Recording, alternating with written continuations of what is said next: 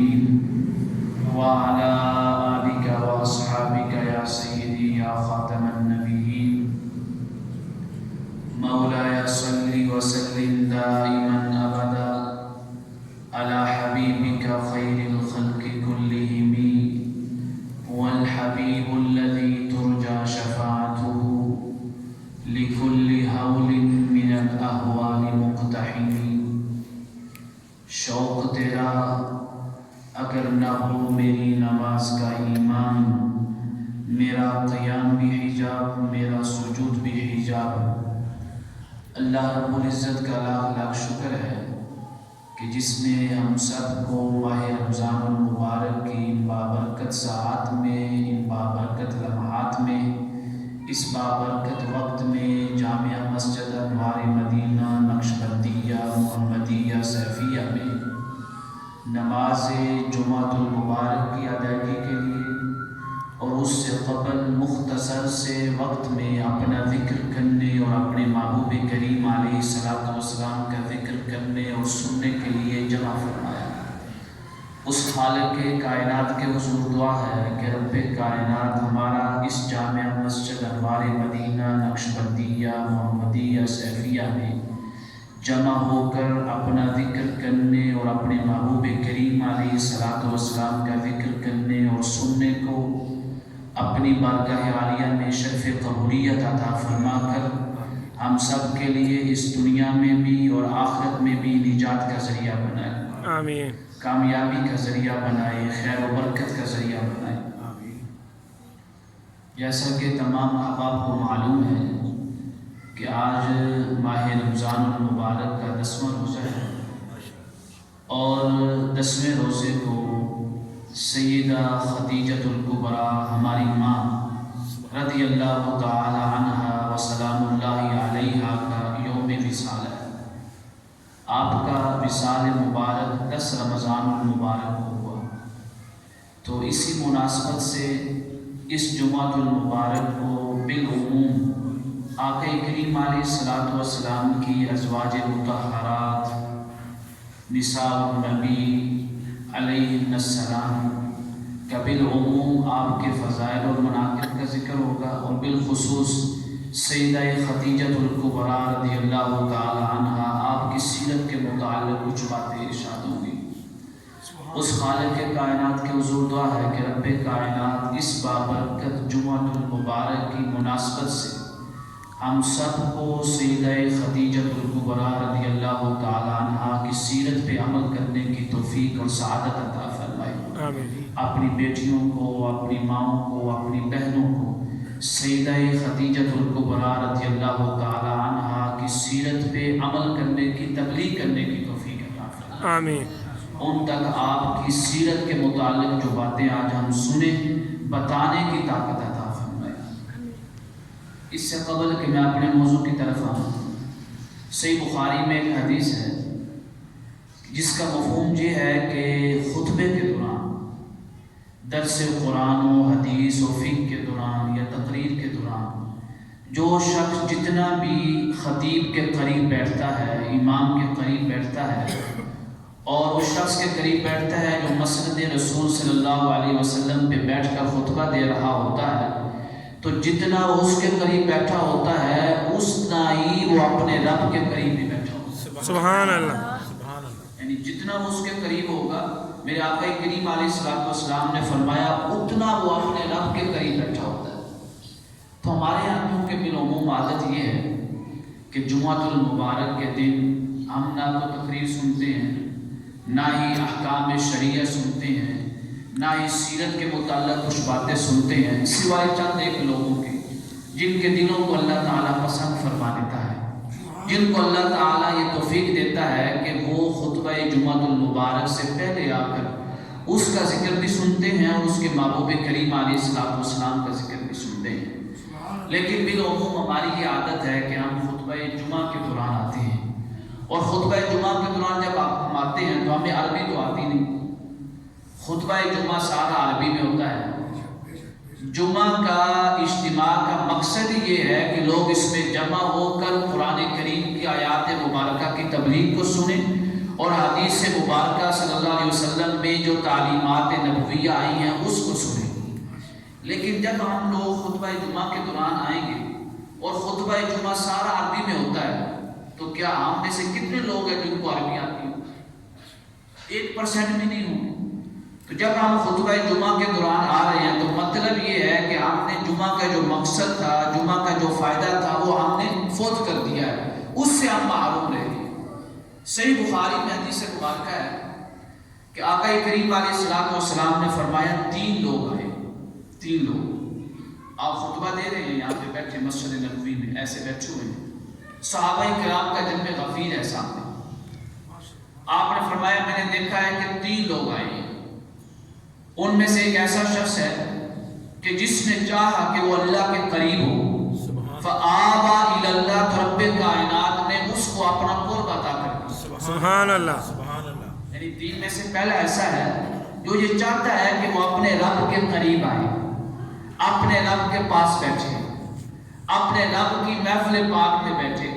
تو میرے آقا کریم علیہ الصلوۃ والسلام نے فرمایا کہ وہ اپنے رب کے پاس بیٹھنا چاہا اور بیٹھا، اور رب کائنات نے اس شخص کو اپنا قرب عطا کر دیا. سبحان اللہ.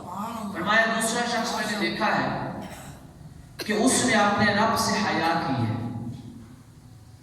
اپنے رب کا احترام کرتے ہوئے وہ مجلس میں چھلانگ کر پھیلانگ کر آگے نہیں آیا، بلکہ جہاں پہ اس کو جگہ ملی وہاں پہ بیٹھ گیا. تو میرے آقا کریم علیہ الصلوۃ والسلام نے فرمایا کہ اس شخص نے اپنے رب سے حیا کی ہے، میرا رب قیامت کے دن اس کو عذاب دینے سے حیا کرے. سبحان اللہ. سبحان اللہ. کہ اس کو دوزخ کے عذاب میں مبتلا نہیں کرے گا. فرمایا میں نے تیسرے شخص کو دیکھا ہے کہ اس نے نہ تو رب کا قرب چاہا ہے، نہ رب کا حیا کیا ہے، نہ عزت کی ہے، نہ احترام کیا ہے. جو دین بیان ہو رہا تھا وہ اس کے رب کا ہے. جو دین کو سننے کے لیے جمع ہوتے ہیں گویا وہ اپنے رب کے قربت میں بیٹھنا چاہتے ہیں. سبحان اللہ. کہتے ہیں کہ اس شخص نے حیا نہیں کیا، نہ ہی وہ قریب بیٹھنا چاہا، اس نے منہ پھیر لیا. وہ منہ پھیر کر واپس چلا گیا. اس شخص نے اپنے رب سے منہ پھیرا ہے، قیامت کے دن اس کا رب اس سے منہ پھیر لے گا. اللہ اکبر. اللہ اکبر. استغفر اللہ. واقعہ کیا ہے کہ آقا کریم علیہ الصلوۃ والسلام مسجد نبوی میں درس دے رہے ہیں. خطبہ نماز فجر ہو رہا ہے. آپ کی عادت مبارکہ تھی نماز فجر کے بعد درس دیتے تھے اور صحابہ کرام سے پوچھتے تھے کہ بتاؤ آپ میں سے کسی نے کوئی خواب تو نہیں دیکھا؟ اگر کسی نے خواب دیکھا ہوتا تو وہ سامنے بیان کر دیتا. تو بیان کرنے کے بعد آقا کریم علیہ الصلوۃ والسلام اس خواب کی تعبیر بیان فرماتے. تو ایک دن آپ خطبہ دے رہے ہیں نماز فجر کے بعد درس دے رہے ہیں تو 3 لوگ آئے. 3 لوگ. اب مسجد نبوی بھری ہوئی تھی، پروانے جمع تھے. میرے آقا کریم علیہ الصلوۃ والسلام کے نورانی مکھڑے کی زیارت کرنے کے لیے مسجد میں جگہ بھی نہیں تھی، اتنے لوگ جگہ. سبحان اللہ. سبحان اللہ. تو جب آپ درس دے رہے ہیں تو آقا کریم علیہ الصلوۃ والسلام نے اسی مجلس میں بیٹھے ہوئے دروازے سے باہر 3 لوگوں کو دیکھا. ان میں سے ایک شخص نے کیا کیا، وہ جیسے جیسے جگہ ملتی گئی نا آگے بڑھتا گیا، یہاں تک کہ وہ آقا کریم علیہ الصلوۃ والسلام کے پاس آ کر بیٹھے. سبحان اللہ. اب یہ جو شخص ہے جیسے جیسے اس کو جگہ ملتی گئی وہ آگے بڑھتا گیا اور آقا کریم علیہ الصلوۃ والسلام کے پاس بیٹھ گیا. اس کے بارے میں میرے آقا نے فرمایا کہ یہ میرے پاس نہیں بیٹھا ہے بلکہ اپنے رب کی قربت میں بیٹھا ہے. سبحان اللہ. رب کے قریب ہو کر بیٹھا ہے. پتہ کیا چلا کہ مصطفیٰ کی محفل نہیں ہوتی بلکہ وہ خود رب کائنات کی محفل ہوتی ہے. مصطفیٰ کا بولنا نہیں ہے بلکہ خود قرآن کہتا ہے کہ بولتا مصطفیٰ ہے لیکن حقیقت میں رب کلام کر رہا ہوتا ہے. سبحان اللہ. اس شخص کے بارے میں فرمایا جو قریب آ کے بیٹھا تھا، فرمایا کہ اپنے رب کے قریب ہو کر بیٹھنا چاہا اور رب نے اس کو اپنے قریب بٹھا لیا. سبحان اللہ. کیا وہ رب کے قریب آ کے بیٹھا؟ نہیں. کس کے قریب آ کے بیٹھا؟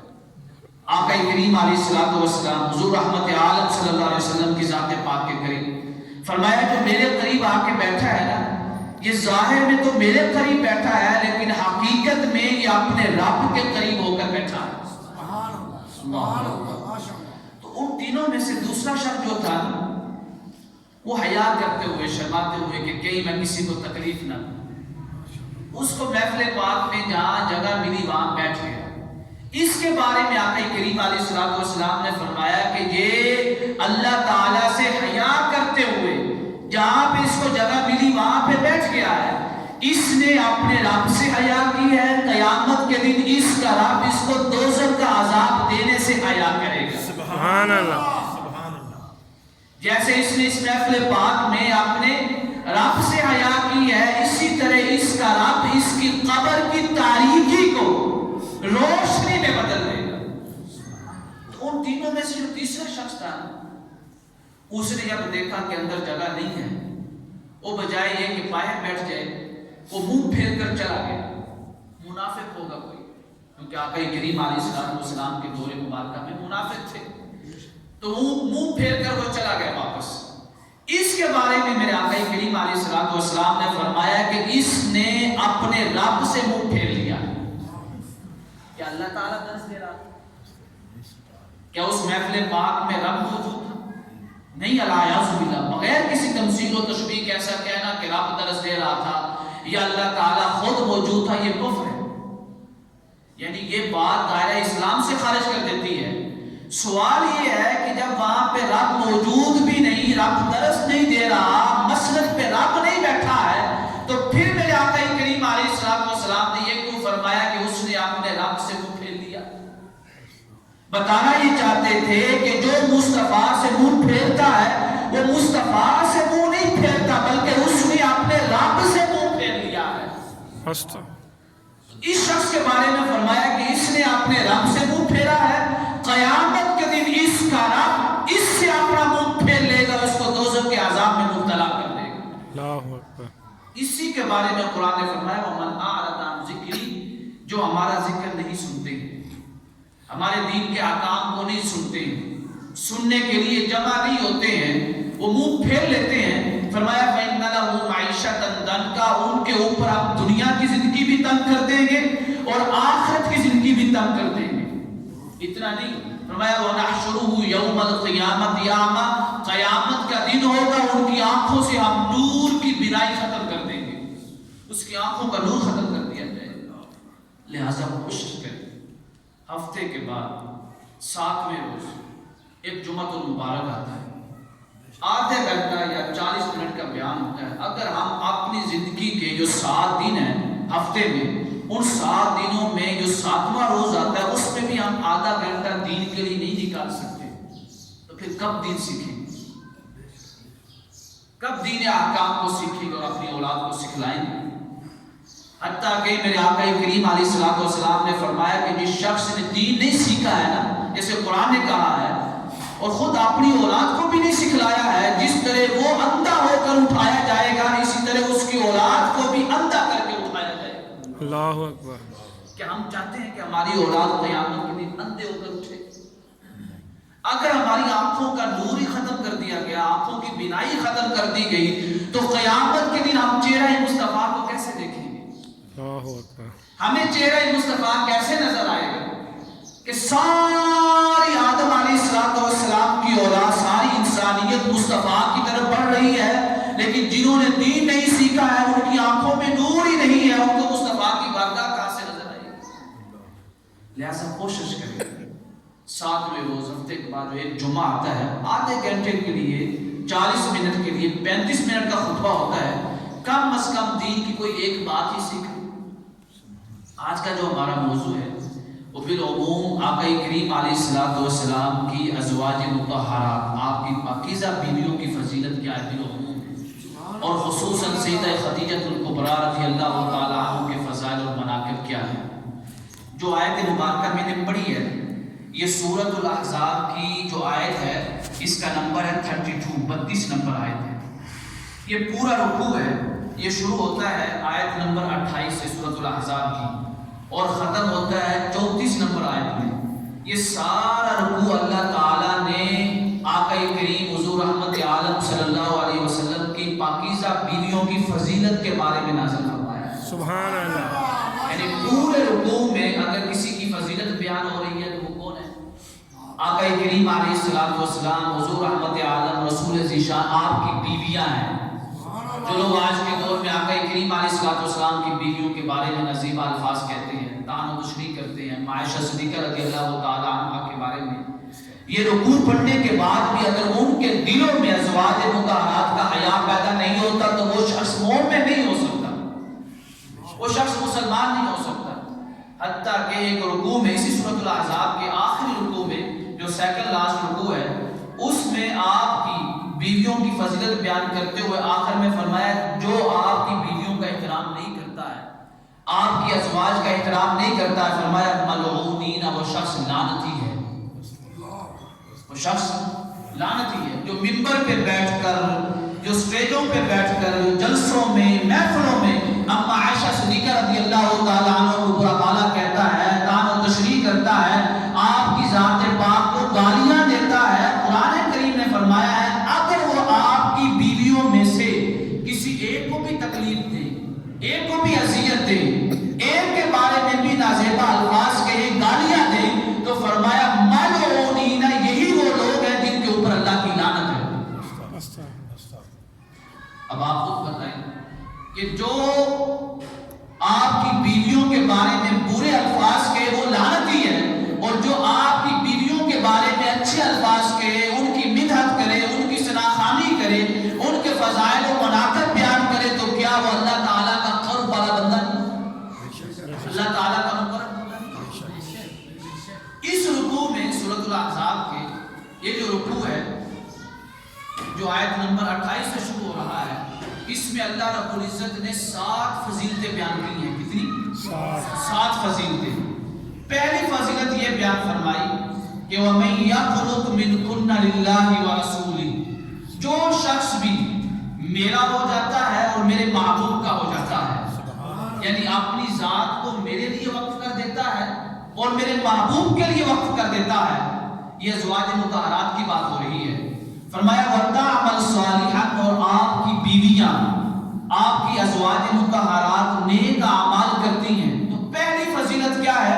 نُؤْتِهَا أَجْرَهَا مَرَّتَيْنِ، کہ ہم آپ کی امت میں سے ہر فرد کو نیک عمل پہ ایک اجر عطا کرتے ہیں، ایک دفعہ. کتنی دفعہ؟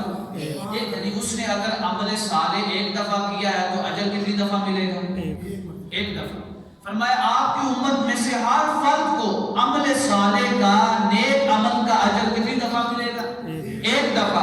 لیکن آپ کی بیویوں کی شان یہ ہے، آپ کی ازواج مطہرات کی شان یہ ہے، ان کی فضیلت یہ ہے، ان کے مناقب یہ ہے، ان کی شان یہ ہے کہ یہ عمل ایک دفعہ کریں گی، ہم اجر 2 دفعہ عطا کریں گے. سبحان اللہ.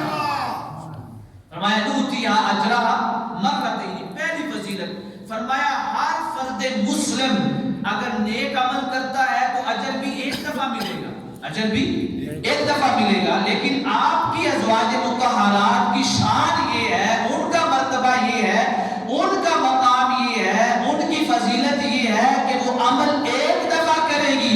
لیکن آپ کا رب، کیونکہ آپ کی زوجہ ہے، آپ کی بیوی ہے، چہرہ مصطفیٰ کو تکتے ہوئے، رشتہ مصطفیٰ کو دیکھتے ہوئے ان کو اجر ایک دفعہ عطا نہیں کریں گے بلکہ 2 دفعہ عطا کریں گے. سبحان اللہ. اب یہاں پہ سوال ہے، اگر کوئی شخص نیک عمل ایک دفعہ کرتا ہے اس کو کتنا اجر ملتا ہے؟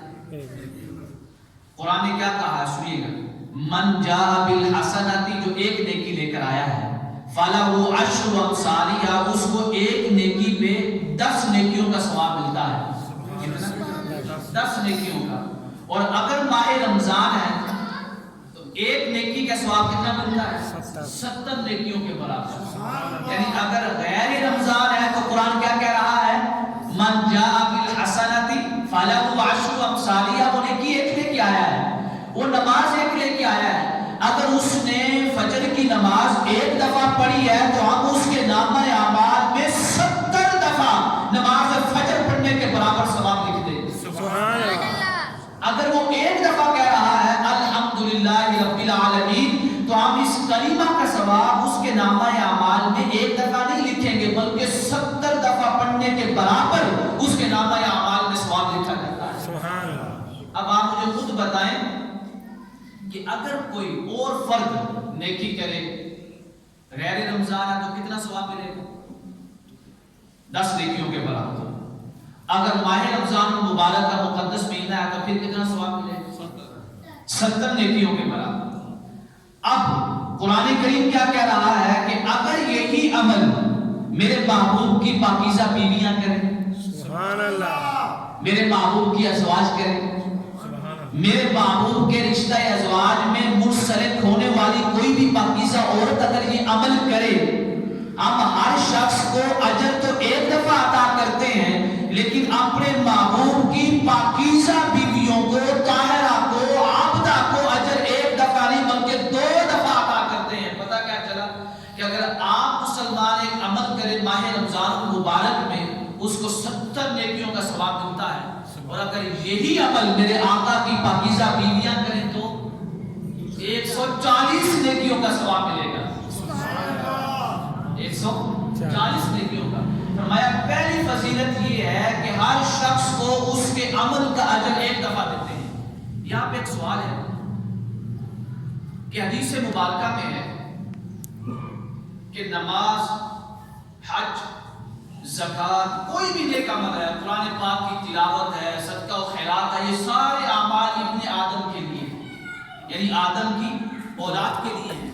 لیکن جو روزے کا عمل ہے یہ ابن آدم کے لیے نہیں ہے بلکہ میرے لیے ہے. اس کے لیے ہے. اللہ تعالیٰ فرما رہا ہے میرے لیے ہے. اب سوال یہ ہے، ہم نماز پڑھتے ہیں تب بھی نیت کیا کرتے ہیں؟ عبادت اللہ تعالیٰ کی. ایسی ہے یا نہیں؟ جب زکوٰۃ دیتے ہیں تب بھی نیت کیا کرتے ہیں؟ عبادت اللہ تعالیٰ کی، یعنی زکوٰۃ دینا بھی کیا ہے؟ عبادت ہے. جب حج کرتے ہیں تو نیت کیا کرتے ہیں؟ عبادت اللہ تعالیٰ کی. جب قرآن پاک کی تلاوت کرتے ہیں تو نیت کیا کرتے ہیں؟ عبادت اللہ تعالیٰ کی.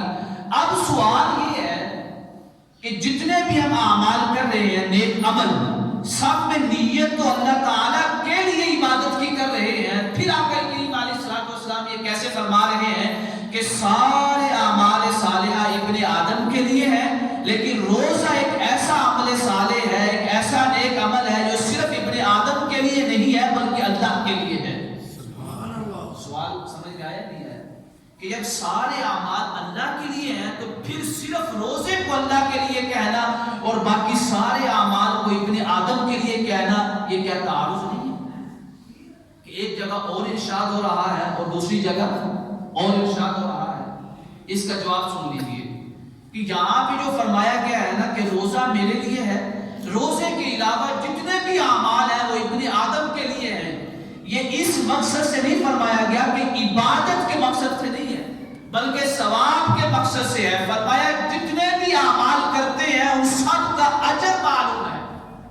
نماز کا اجر معلوم ہے، زکوٰۃ کا اجر معلوم ہے، حج کا اجر معلوم ہے، قرآن پاک کی تلاوت کا اجر معلوم ہے، صدقہ و خیرات کا اجر معلوم ہے. فرمایا جتنے بھی اعمال کرتے ہو اس کا سارا اجر معلوم ہے، لیکن روزہ ایسا ہے کہ اس کا اتنا اجر ہے، اتنا اجر ہے، اتنا ثواب ہے کہ اس کا اجر اور ثواب کسی کے بھی علم میں معلوم نہیں ہے. اتنا اجر ہم نے رکھا ہے. تو میرے آقا کریم علیہ الصلوۃ والسلام نے فرمایا اجر کیا ہے؟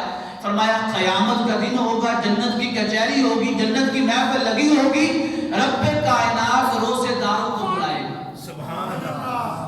روزہ رکھنے والوں کو بلائے گا، اور روزہ رکھنے والے جب سارے جمع ہو جائیں گے تو رب کائنات سارے پردے اٹھا کر اپنی ذات کا خاص دیدار عطا فرمائے گا. سبحان اللہ.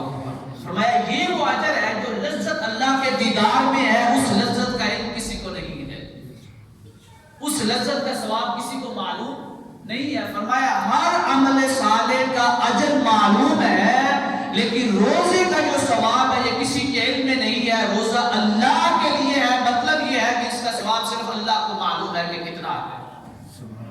اب آپ مجھے بتائیں اتنی بڑی فضیلت ازواج مطہرات کی جو بیان نہیں کی جاتی کہ جو بھی فرد ہے مسلمان ہے وہ اگر عمل کرتا ہے تو اجر ایک دفعہ ملتا ہے، لیکن اگر ازواج مطہرات وہی عمل کر لیں تو ان کو اجر ایک دفعہ نہیں بلکہ 2 دفعہ رب کائنات عطا فرماتا ہے. سبحان اللہ.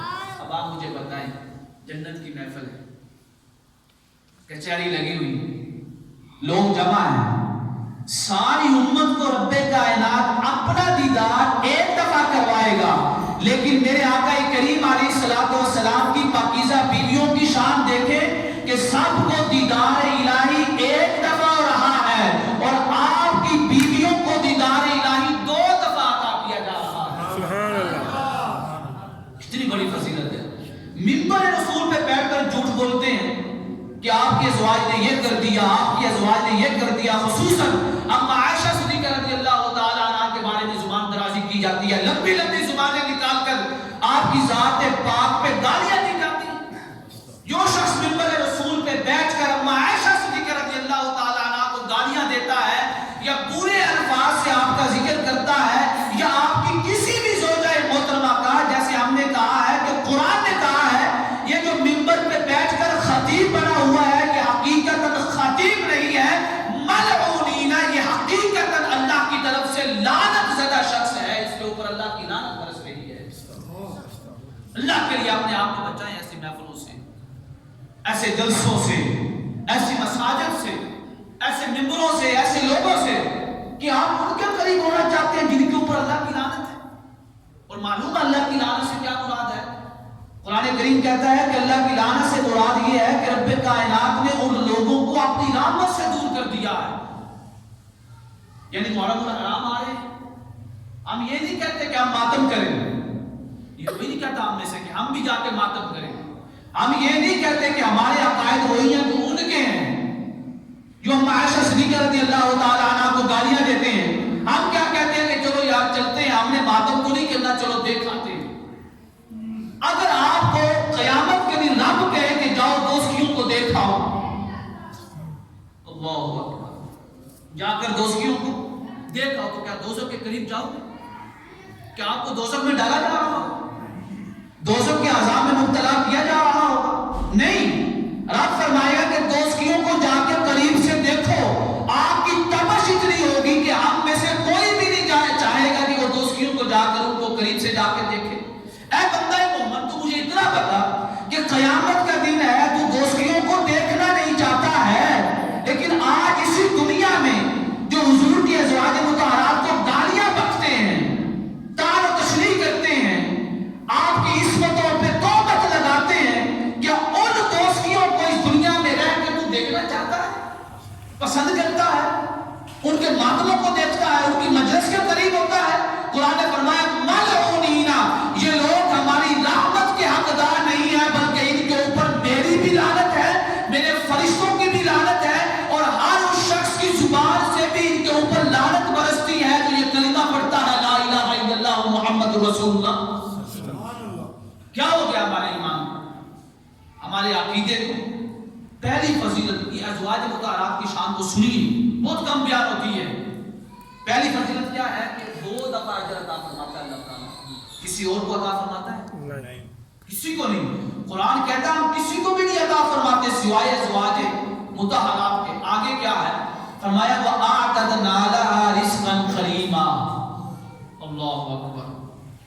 ہم میں سے کوئی ایسا شخص ہے جس کو نام لے کر بشارت دی گئی ہو جنت کی؟ نہیں، صرف بالعموم فرمایا ہے کہ جو کلمہ پڑھتا ہے وہ جنت میں جائے گا، جو مسلمان ہے وہ جنت میں جائے گا، کسی کا نام لے کر جنت کی بشارت نہیں دی گئی۔ اور جو 10 صحابہ کرام رضوان اللہ تعالی علیہم اجمعین کو جنت کی بشارت ہے، وہ کیا قرآن نے دی ہے؟ مصطفیٰ نے دی ہے۔ کیا مصطفیٰ کی بشارت میں کوئی شک ہے؟ کسی قسم کا کوئی شک نہیں۔ اگر کوئی شک کرے وہ دائرہ ایمان سے خارج ہے۔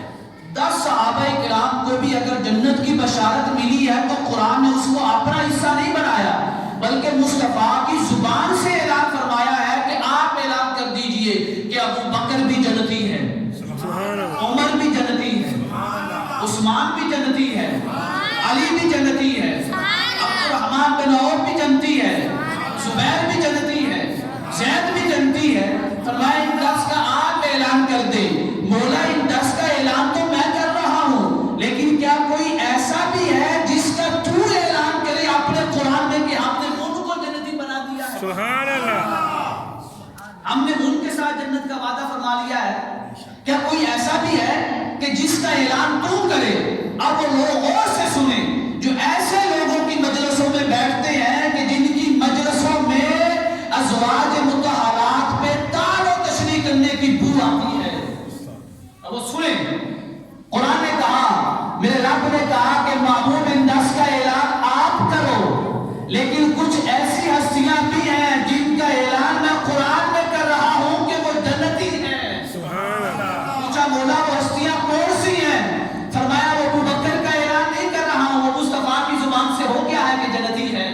عمر کا اعلان نہیں کر رہا ہوں, عثمان کا اعلان نہیں کر رہا ہوں, علی کا اعلان نہیں کر رہا ہوں, لیکن جن کا اعلان کر رہا ہوں محبوب وہ آپ کی بیویاں ہیں.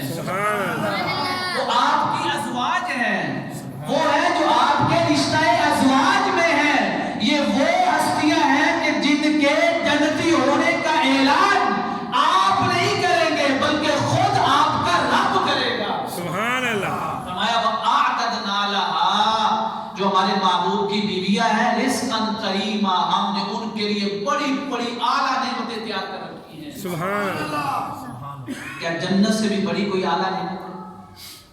ایک نعمت ہے جنت سے بڑی, ایک نعمت ہے. کسی درویش نے پوچھا, اس سے پوچھا گیا کہ جنت کی سب سے بڑی نعمت کیا ہے؟ جنت کی سب سے بڑی نعمت کیا ہے؟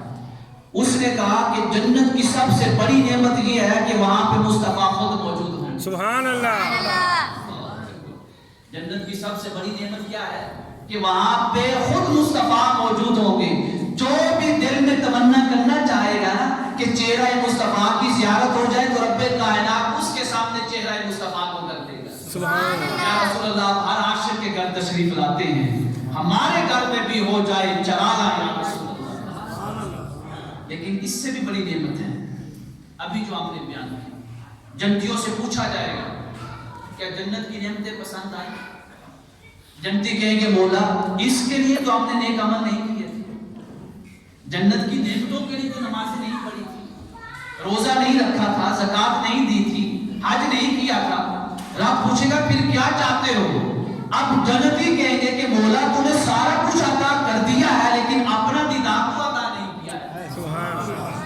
جنتیوں کے لیے سب سے اعلیٰ نعمت, سب سے بلند و بالا نعمت جو ہے وہ رب کائنات کا دیدار ہوگا.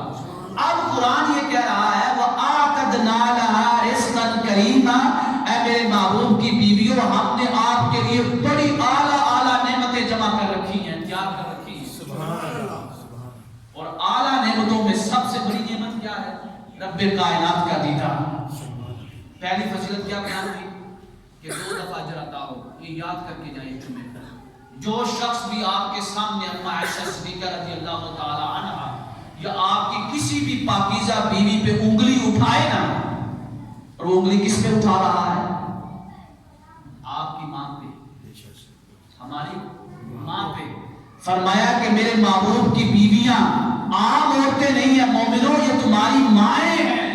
تو جو ہماری ماں پہ انگلی اٹھائے وہ انگلی بعد میں اٹھتی ہے, ہمارا دل چاہتا ہے کہ اس انگلی کو کاٹ دے. لیکن یہ کیسا ایمان ہے کہ ہماری جو مائیں ہیں, حقیقی مائیں, ایمانی مائیں, کہ ان کی شان میں تان و تشریح ہوتی رہتی ہے, ہم خاموش ہو کے بیٹھے رہتے ہیں, ان کی مجلسوں میں جاتے ہیں. فرمایا وَأَعْتَدْنَا لَهَا رِزْقًا كَرِيمًا. آگے کیا ہے؟ اللہ اکبر. شان سوری ازواج مطہرات کی حضور کی پاکیزہ کی. قرآن نے اعلان کر دیا, فرمایا یا نساء النبی, اے میرے نبی کی بیویوں. اب خود ڈائریکٹ براہ راست اللہ تعالیٰ خطاب کر رہا ہے.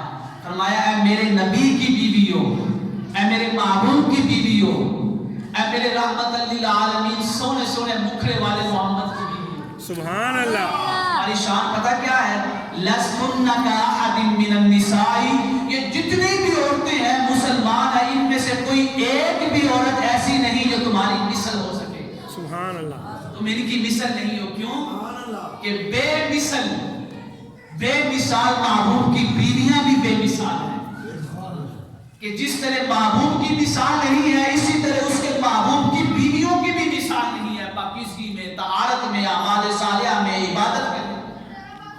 فرمایا لَسْتُنَّ كَأَحَدٍ مِّنَ النِّسَاءِ, اے میرے محبوب کی بیویوں تم عام عورتیں نہیں ہو, تمہاری مثل تو اس دنیا میں کوئی عورت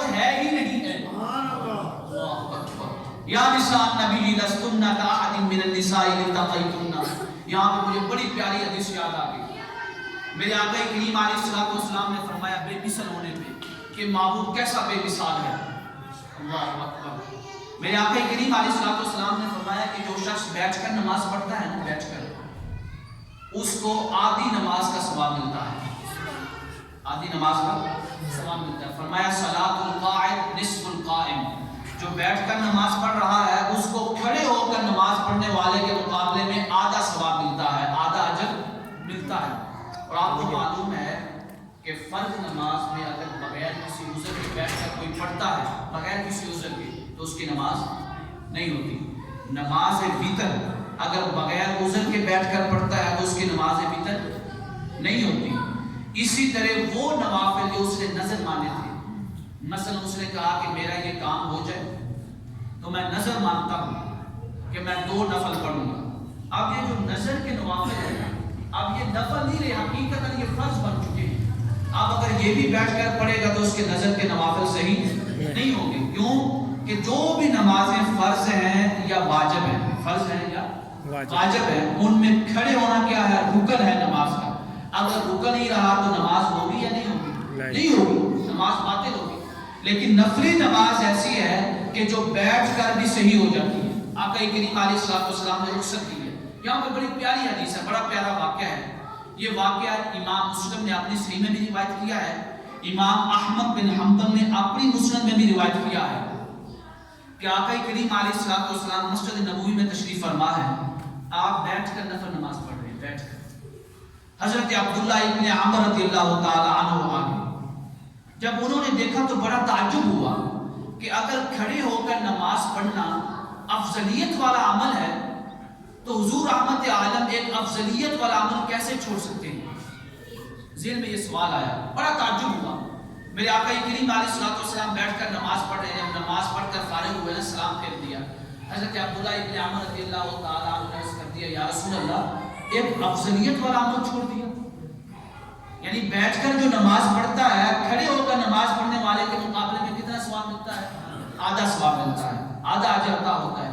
تو کیا آپ نے مکمل ثواب والا عمل چھوڑ کر آدھے ثواب والا عمل اختیار کیا ہے؟ وہاں پہ جملہ سنیے. میرے آقا کریم علیہ الصلوۃ والسلام نے فرمایا عبداللہ ابن عمر جانتے ہو ایکم مثلی، تم میں سے کون ہے جو میری مثل ہو؟ سبحان اللہ. فرمایا آدھا ثواب اس کو ملتا ہے جو محمد نہیں ہے. محمد چاہے بیٹھ کر نماز پڑھے تب بھی پورا ثواب ملتا ہے، چاہے کھڑے ہو کر پڑھے تب بھی پورا ثواب ملتا ہے. سبحان اللہ. فرمایا تم میں سے کون ہے جو میری مثل ہو؟ ایکم مثلی. تو بے مثال معبود کی بیویاں بھی بے مثال ہیں. سبحان اللہ. کتنی فضیلتیں ہوگی؟ 3.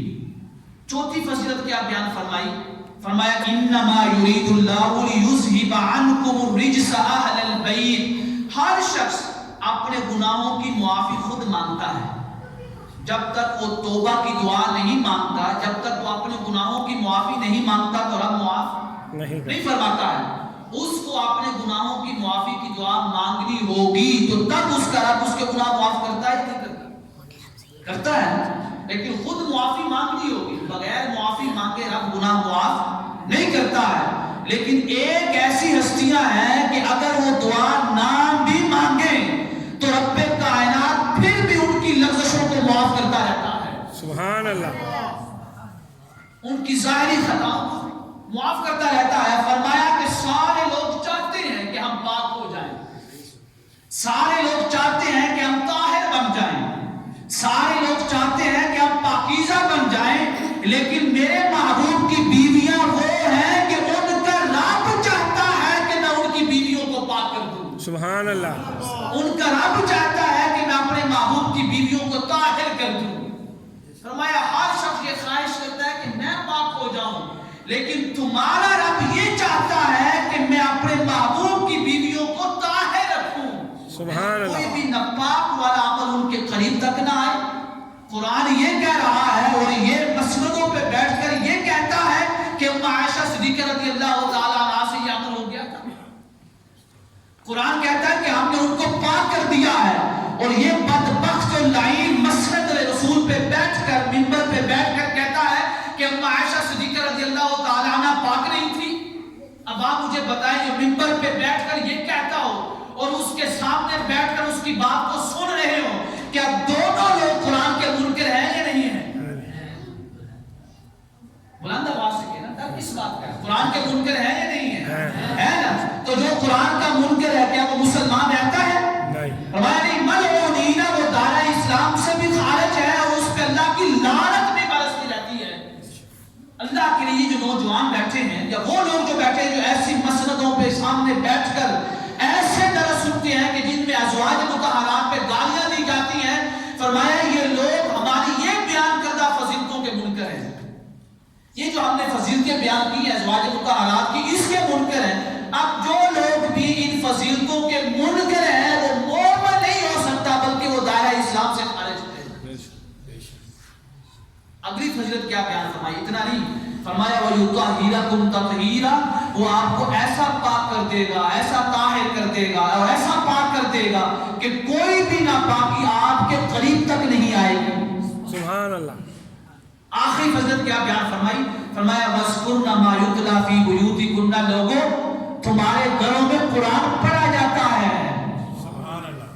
تمہارے گھروں میں قرآن پڑھا جاتا ہے، اس کی تلاوت کی جاتی ہے، قرآن کے اوراق کو کھول کر اس کی قرات کی جاتی ہے، لیکن میرے محبوب کی بیویوں کے گھر ایسے ہیں کہ وہاں قرآن تو پڑھا جاتا ہی ہے، لیکن یہ وہ گھر ہیں کہ جن گھروں کے اندر قرآن نازل ہوتا ہے۔ سبحان اللہ۔ قرآن اترتا ہے، قرآن نازل ہوتا ہے۔ فرمایا سارے گھر ایسے ہیں کہ جن گھروں میں قرآن پڑھا جاتا ہے۔ ایک قسم کے وہ گھر بھی ہیں قرآن پڑھا بھی جاتا ہے اور قرآن نازل بھی ہوتا رہتا ہے۔ سبحان اللہ۔ فرمایا تم اپنے آپ کو میرے محبوب کی بیویوں کے ساتھ تقابل کرتے ہو، موازنہ کرتے ہو۔ ان کی شان تو یہ ہے کہ جس گھر میں یہ بیٹھتی ہیں وہاں پہ قرآن کا نزول ہوتا رہتا ہے، قرآن نازل ہوتا رہتا ہے۔ سبحان اللہ۔ فرمایا صرف قرآن نازل نہیں ہوتا، والحکمہ، دانائی کی باتیں بھی نازل ہوتی ہیں۔ ان اللہ کان لطیفا خبیرا، تمہارا جو رب ہے وہ اپنے محبوب کی بیویوں کے ساتھ بڑا نرم والا معاملہ کرے گا اور خبیر، اور قیامت تک لوگوں کو بتاتا رہے گا کہ اس کے محبوب کی بیویوں کی شان کیا ہے، مقام کیا ہے، فضیلت کیا ہے، مرتبہ کیا ہے۔ سبحان اللہ۔ لہٰذا یہ صرف 7 فضیلتیں بیان ہوئی آج کے جمعۃ المبارک میں۔ دیگر آیات مبارکہ میں ایک فضیلت یہ بیان فرمائی کہ النبی اولیٰ بالمؤمنین من انفسہم، کہ میرا محبوب مومنوں کی جانوں کی زیادہ قریب ہے۔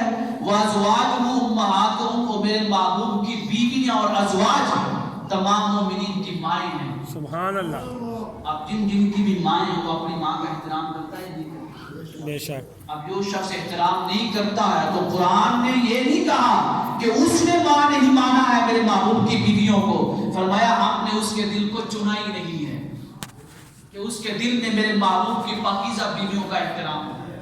لہذا کوشش کریں اس رکوع کو، اگر اپنی اولاد کو زبانی یاد نہیں کروا سکتے ہیں، عقیدے کی حفاظت کے لیے، دنیا اور آخرت کی کامیابی کے لیے، یہ سورۃ الاحزاب جو 21ویں سپارے سے شروع ہوتی ہے اور 22ویں سپارے میں ختم ہوتی ہے، آیت نمبر 28 سے یہ رکوع شروع ہو رہا ہے اور آیت نمبر 34 پہ ختم ہو رہا ہے۔ کم از کم اپنی اولاد کو سامنے بٹھا کر اردو والا ترجمہ اٹھا کے ترجمہ ہی پڑھا دیں، تاکہ آپ کی اولاد کے دلوں میں اور عقیدت میں اور عقیدے میں آقا کریم علیہ السلام کی پاکیزہ بیویوں کا احترام پیدا رہے، ہمیشہ احترام رہے، تاکہ ان میں سے کسی ایک کے بارے میں بھی اتان تشریح نہ کر سکے۔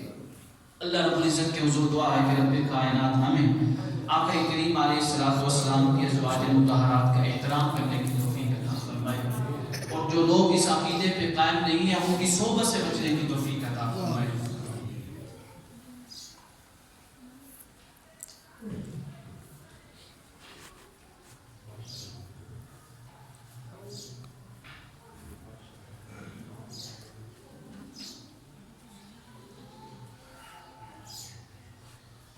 اس میں سوال یہ ہے کہ آقا کریم علیہ نماز تراویح کے بارے میں کیا یہ سنت موقدہ ہے یا غیر موقدہ ہے؟ یہ بات یاد رکھیں، شریعت میں سنت کا اطلاق 2 لوگوں کے عمل پہ ہوتا ہے۔ کتنے لوگوں کے؟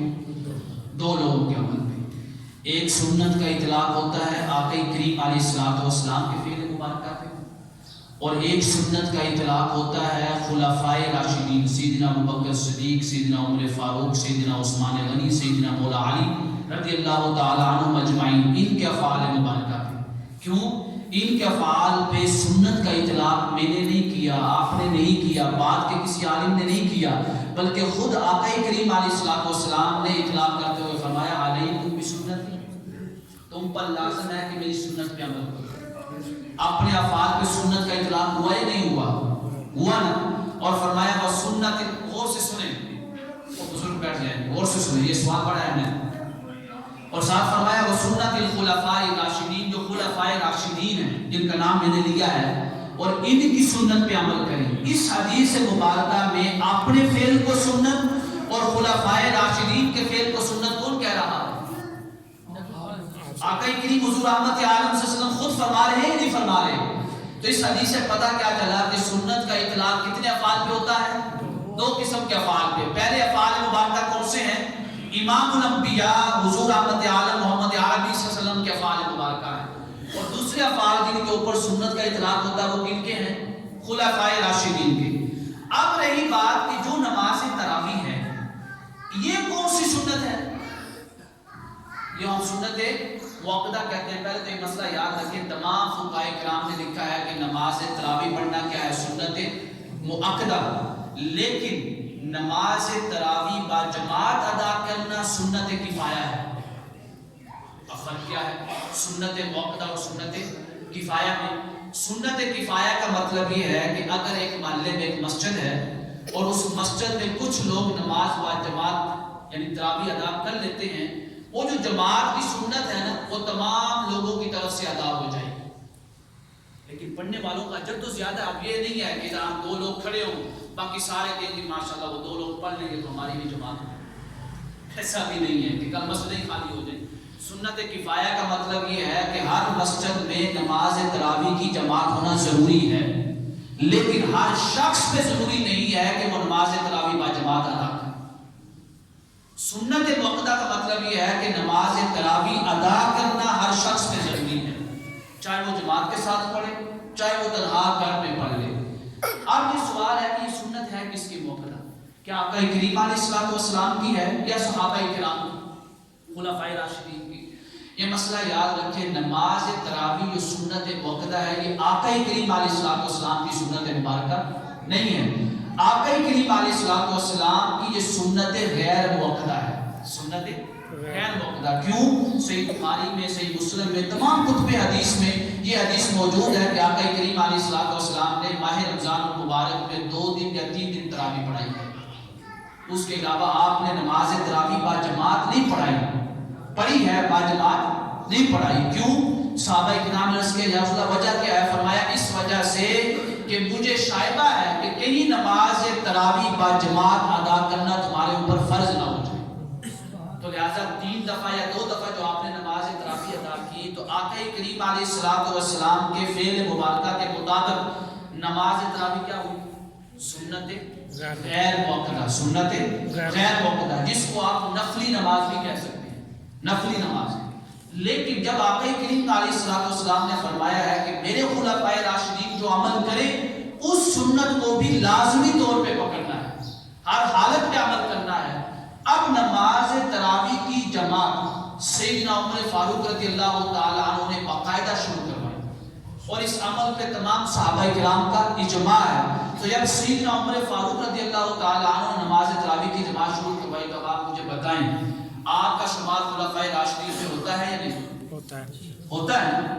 اور خلفاء راشدین کا عمل سنت ہے یا نہیں ہے؟ سنت ہے نا۔ تو سیدنا عمر فاروق رضی اللہ تعالی عنہ نے جب باقاعدہ نماز تراویح کی جماعت شروع کروائی تو یہاں سے یہ خلفاء راشدین کے فعل کے مطابق نماز تراویح سنت موقدہ ہے، نماز تراویح سنت موقدہ، لہذا اس کو چھوڑنا نہیں چاہیے، ہر حالت میں اہتمام کرنا چاہیے۔